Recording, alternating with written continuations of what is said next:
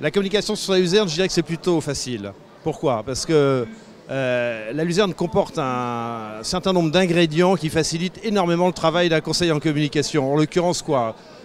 C'est une plante qui, sur le plan de l'environnement, sur le plan de la biodiversité, de la qualité de l'eau, sur le plan de la qualité de l'alimentation des animaux, donc des produits issus des animaux, lait, viande, etc.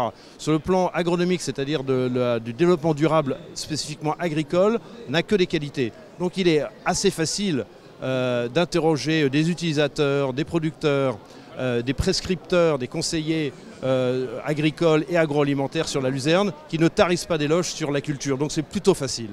Les ONG sont bienveillantes vis-à-vis de la luzerne parce que la luzerne, c'est un peu l'archétype du Grenelle de l'environnement qui a déjà quelques années maintenant, mais ou plus, pour employer un mot, une expression plus moderne et plus actuelle, l'agriculture écologiquement intensive en fait, parce que la luzerne c'est plus d'agronomie, moins de chimie et plus de qualité nutritionnelle à travers les animaux. Donc ça correspond complètement aux préoccupations des organisations non gouvernementales.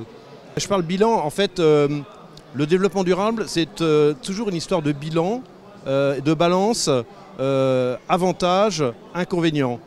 Il y a besoin d'énergie pour sécher de la luzerne, c'est un fait indéniable, comme il y a besoin d'azote pour nourrir les cultures, les autres cultures, il y a besoin de produits de protection des plantes pour protéger les autres plantes. La luzerne n'a pas besoin d'engrais, n'a pas besoin de produits de protection des plantes, en revanche elle a besoin certes d'énergie.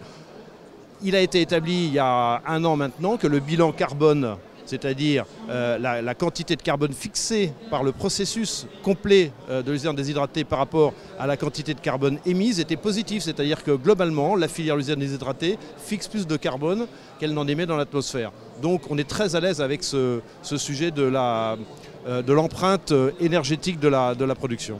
De l'avis de tous les techniciens scientifiques et des organisations non gouvernementales, ce n'est pas que les organisations agricoles qui le disent, elle est une véritable chance pour l'environnement et pour le développement durable de l'agriculture.